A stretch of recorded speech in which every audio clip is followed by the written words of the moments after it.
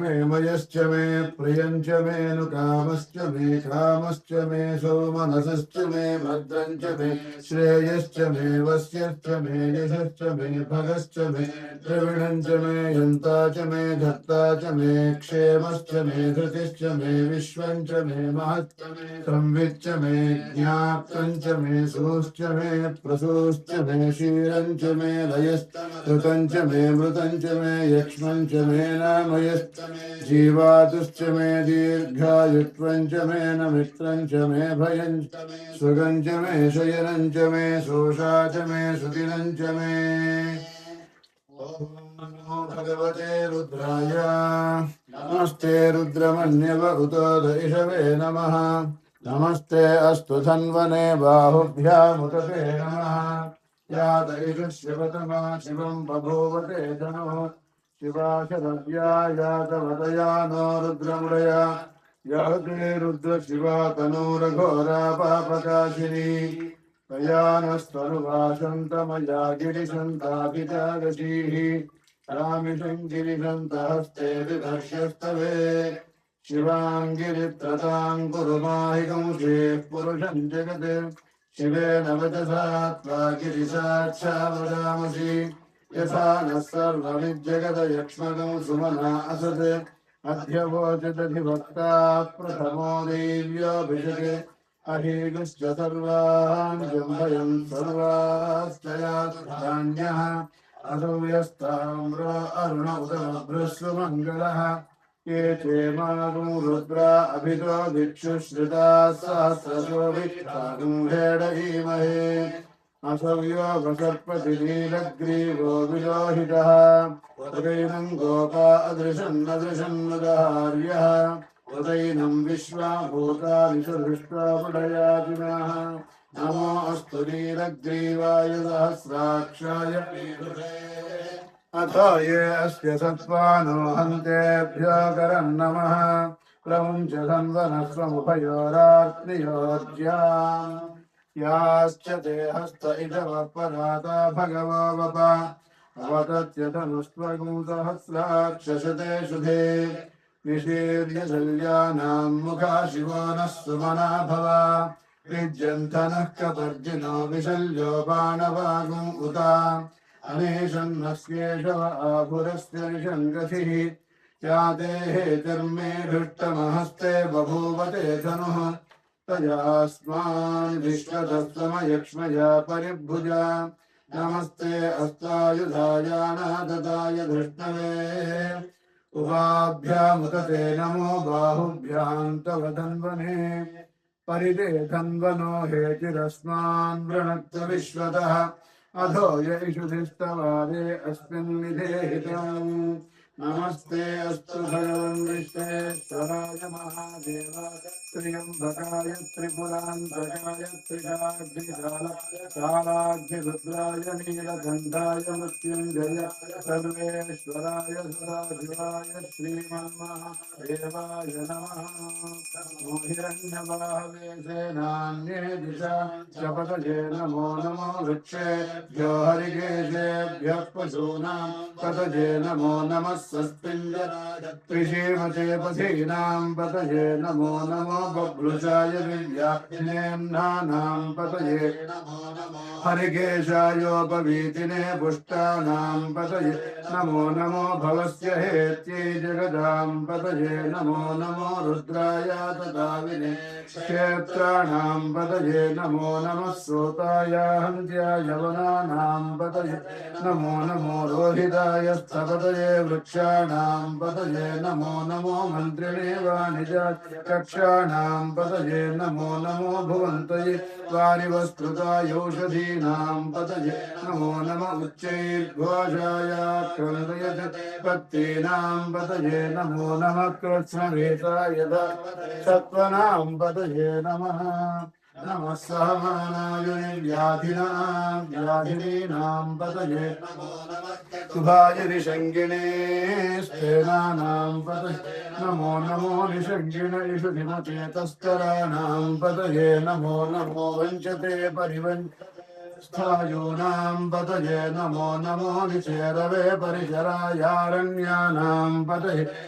नमः सृगाविभ्यो जिघागूढभ्यो उष्णतां पतये नमो नमो सिमभ्यो रक्तञ्चरभ्यो प्रकृञ्चानां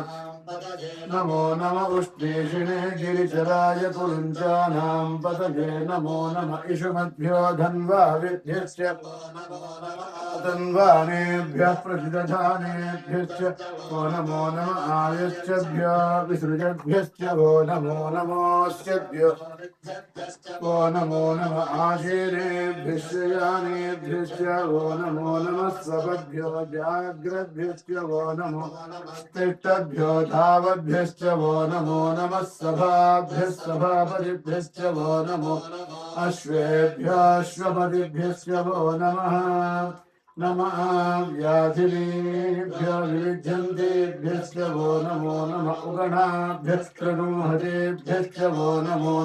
कृत्सेभ्यो कृत्सपतिभ्यश्च वो नमो नमो घ्रातेभ्यो घ्रातपतिभ्यश्च वो नमो नमो गणेभ्यो गणपतिभ्यश्च वो नमो नमो विरूपेभ्यो विश्वरूपेभ्यश्च वो नमो नमो महद्भ्यः शल्लकेभ्यश्च वो नमो नमो रथिभ्यो रथेभ्यश्च वो नमो नमो रथेभ्यो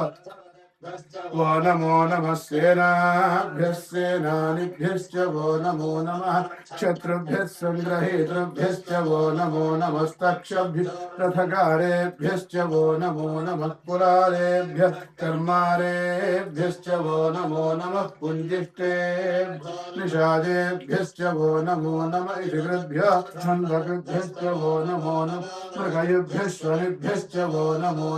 श्वभ्यः स्वपदिभ्यश्च वो नमः नमो भवाय च रुद्राय च नमः शर्वाय च पशुपतये च नमो नीलग्रीव शितिकण्ठाय च नमः कबर्धिने व्यक्तकेशाय च नमः सहस्राक्षाय शतधन्वने च नमो गिरिजाय च नमो वीरुत्तमाय चेषुमते च नमो ह्रस्वाय च वामनाय च नमो बृहते च वर्षीय नमो वृद्धाय च संवृद्धने च नमो अग्र्याय च प्रथमाय च नमः आशवे च नमः शीघ्राय च शीघ्राय च नमः ऊर्ध्याय च वस्वन्याय नमः श्रोतस्याय च द्वीप्याय च नमो ज्येष्ठाय च कनिष्ठाय च नमः पूर्वजाय च नमो मध्यमाय च अपगल्भाय च नमो जघन्याय च बुद्धियाय च नमः स्वाभ्याय च प्रतिसर्याय च नमो याम्याय च क्षेम्याय च नमः उर्वर्याय च खल्याय नमः श्लोक्याय च अवसान्याय च नमो वन्याय च कक्ष्याय नमः श्रवाय च प्रतिश्रवाय च नमः आसुषेणाय च शूराय चावभिन्दते च नमो वर्मिणे च वरूधिने च नमो भिल्मिने च कवचिने नमः श्रुताय च श्रुतसेनाय च नमो ध्याय च हनन्याय च नमो धृष्णवे च प्रवृषाय च नमो दूताय च प्रहित नमो निषङ्गिणे चेषु धिमते च नमस्तेक्ष्णे च वेशायुधिने नमः स्वायुधाय च सुधन्वने च नमः श्रुत्याय च पथ्याय नमः काट्याय च नीत्याय च नमः सोद्याय च सरस्याय नमो नाद्याय च वैशन्ताय च प्याय च भट्याय च नमो वर्ष्याय च वर्ष्याय च नमो मेघ्याय च विद्युत्य नम ईद्रयाय च सप्याय च नमो वात्याय च रेष्मि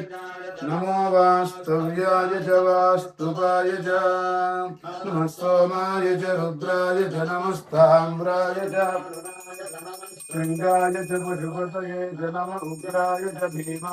नमो अग्रे वधाय च दूरे वधाय च नमो हन्त्रे च हनीयसे च नमो वृक्षे च हरिकेशेभ्यो नमस्काराय नमः शम्भवे च मयो भवे च नमः शङ्कराय च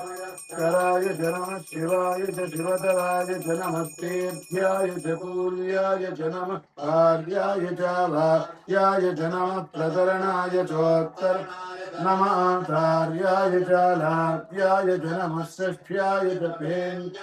नमः गत्याय च प्रभाष्याय च नम इरण्याय च प्रपथ्याय च नमः किगुंशिलाय च शयनाय च नमः कवर्धिने च पुरस्तरे नमो गोष्ट्याय च कृत्याय च नमस्तल्प्याय च गेह्य नमः काट्याय च गह्वरेष्ठाय च नमो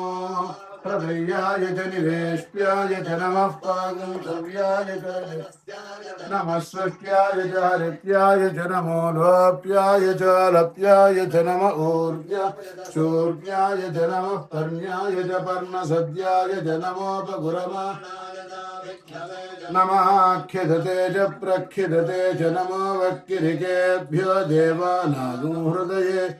नमो विक्षीणकेभ्यो नमो विजिन्वत्केभ्यो नम आनिर्हतेभ्यो नमामीवत्केभ्यः ग्रापे अन्धदुष्पते दरिद्रन्नीललोहिता येषां पुरुषाणामेषां पशूनां माभेर्मा रोमो येषां याते रुद्रशिवा तनु शिवा विश्वाः भेषजी शिवा रुद्रस्य भेषजी तया नो मृडजीवसे इमागुं रुद्राय तपसे गभद्दिने क्षयद्वीराय प्रभरामहे मतिम् यथा नश्यमशद्विपदे चतुष्पदे विश्वं पुष्टं ग्रामे अस्मिन्ननातुरम् मृडानो रुद्रातनो मयस्तु क्षयद्वीराय नमसा विधेमते यच्छञ्चयोश्च मनुराजते पिता तदस्यामतवर्गप्रणीतौ मानो महान्तमुतमानो अर्धकं मान उक्षन्तमुतमान उक्षितम् मानो वधेः पितरं मोत मातरं प्रियामानस्तनुवो रुद्ररीरिषः मानस्तोकेतन ये मान आयुषि मानो गोषु अश्वेषु रीरिषः वीरान्मानो रुद्रभामितो वधीर्हविष्मन्तो नमसा विधेमते आरात्ते गोघ्न उत पूरुषघ्ने क्षयद्वीराय सुम्नमस्मे ते अस्तु रक्षा च नो अधि च देव ब्रोक्यथा च नः शर्म यच्छद्विपर्हा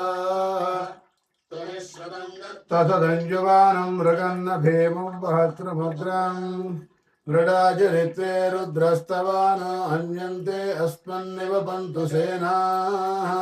परिणो रुद्रस्य हेतुर्वृणत्व परित्वेदस्य दुर्मतिरघायोः अवस्थिरा भगवद्भ्यस्त्वनुष्वमेध्वस्तोकायतनयाय मृडया मीढष्टमशिवतमशिवो नः सुमना भव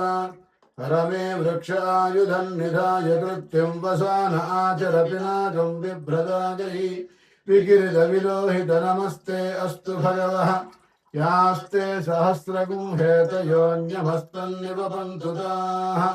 सहस्राणि सहस्रधा बाहुवोस्तव हेतयः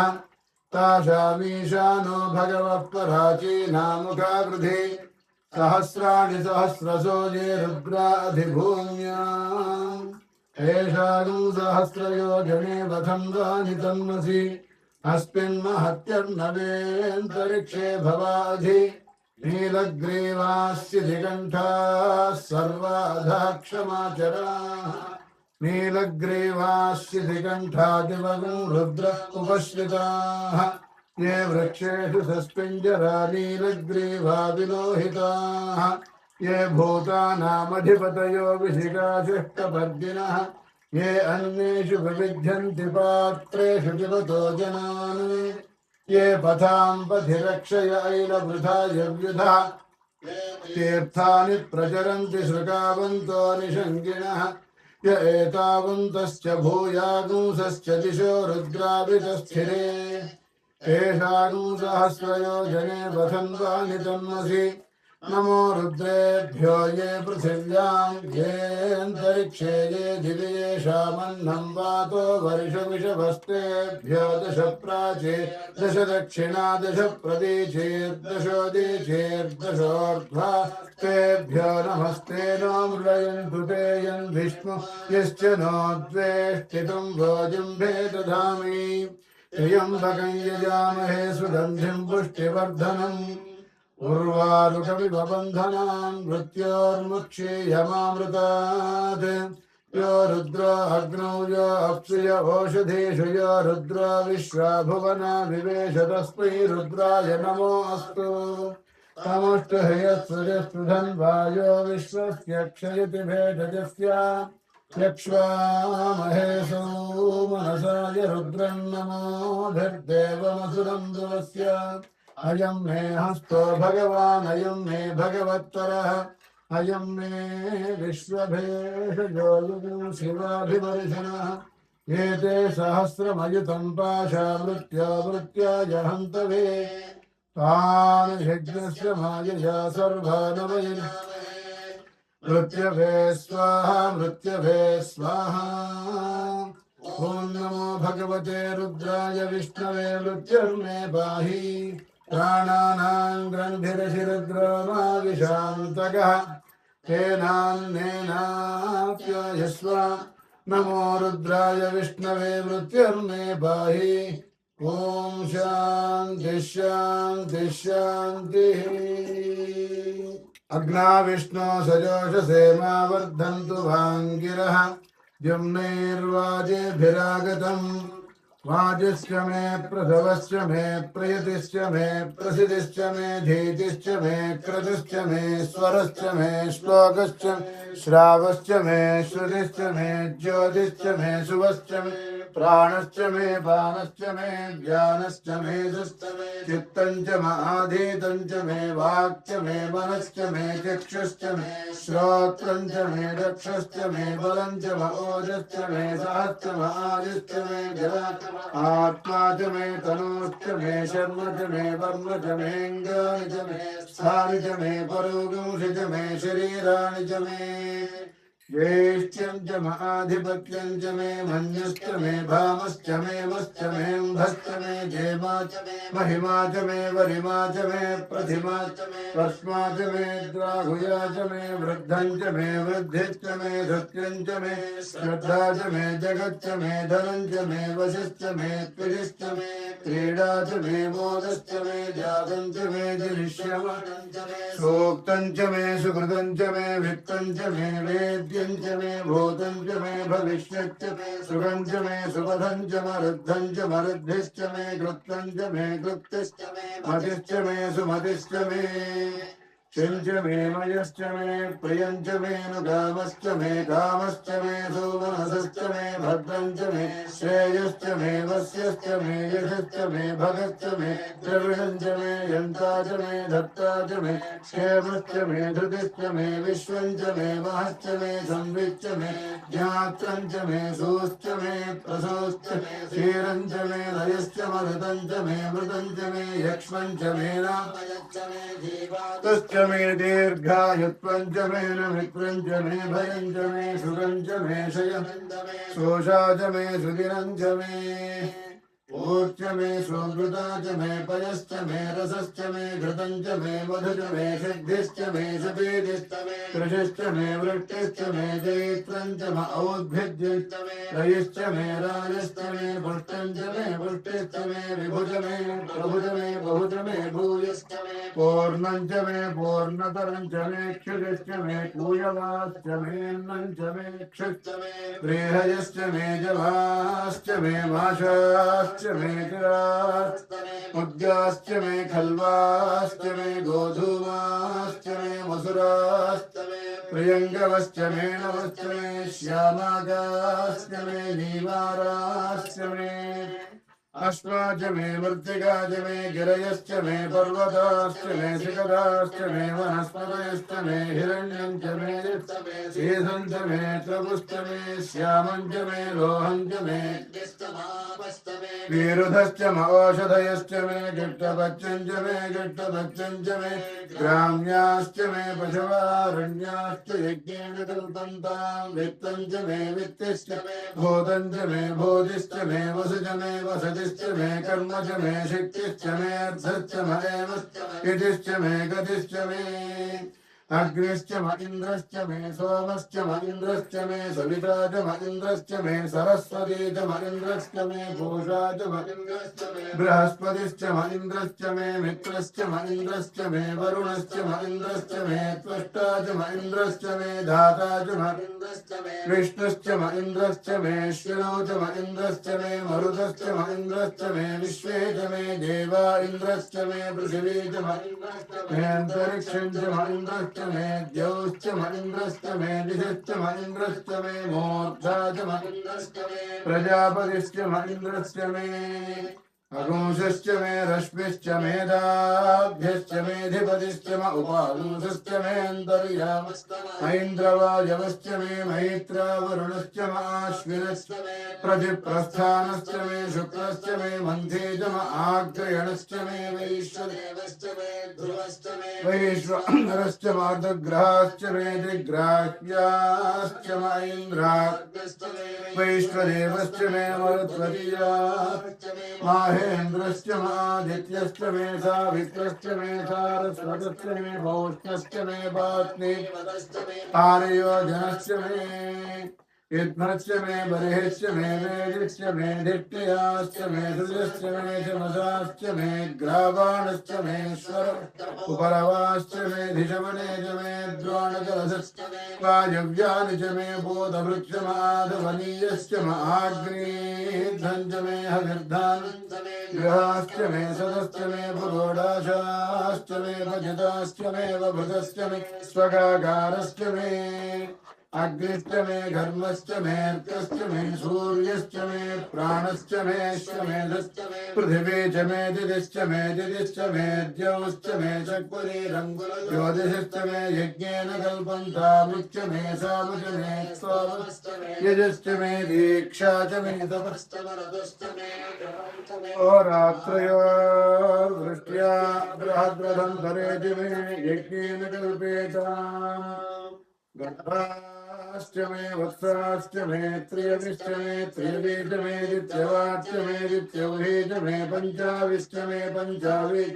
त्रिवत्सश्च मे त्रिवत्सा च मे तुल्यवाच्च मे तुल्यौहे च मे पष्टवाच्च मे पष्टौहे च म उक्षाच्च मे वशा च मर्डभश्च मे वेहश्च मे नड्भाञ्च मे धेनुश्च मायुर्यज्ञेन कल्पताम् प्राणो यज्ञेन कल्पतामपानो यज्ञेन कल्पताम् व्यानो यज्ञेन कल्पताम् चक्षुर्यज्ञेन कल्पताम् विश्रात्रं यज्ञेन कल्पताम् मनो यज्ञेन कल्पताम् वाक् यज्ञेन कल्पताम् आत्मा यज्ञेन कल्पताम् यज्ञो यज्ञेन कल्पताम् एका च मे त्रिस्रश्च मे पञ्च च मे सप्त च मे नव च म एकादश च मे त्रयोदश च मे पञ्चदश च मे सप्तदश च मे नवदश च म एकविंशतिश्च मे त्रयोविंशतिश्च मे पञ्चविंशतिश्च मे सप्तविंशतिश्च मे नवविंशतिश्च म एकत्रिंशच्च मे त्रयस्त्रिंशच्च मे चतस्रश्च मे अष्टौ च मे द्वादश च मे षोडश च मे विंशतिश्च मे चतुर्विंशतिश्च मे अष्टाविंशतिश्च मे द्वात्रिंशच्च मे षट्त्रिंशच्च मे चत्वारिंशच्च मे चतुश्चत्वारिंशच्च मे अष्टाचत्वारिंशच्च मे वाजश्च प्रथमश्च भिजश्च क्रतुश्च शुभश्च मूर्धा च व्यष्टिश्चान्द्यायनश्चान्त्यश्च भुवनश्च भुवनश्चाधिपतिश्च इडादेवहोर्मनुर्यज्ञ बृहस्पतिरुत्थामदानि सगोषि सद्विश्वे देवा सूक्तवाचः पृथिवीमा धर्मा माहि गूषेर्मधुमनिष्ये मधुवक्ष्यामि मधुवदिष्यामि मधुमते देवे वाचमुद्यासगुंसस्रोषेण्या मनुष्येभ्यस्तन्मा देवा अवन्तु शोभाय पितरोऽनुमदन्तु ॐ शान्तिः शान्तिः शान्तिः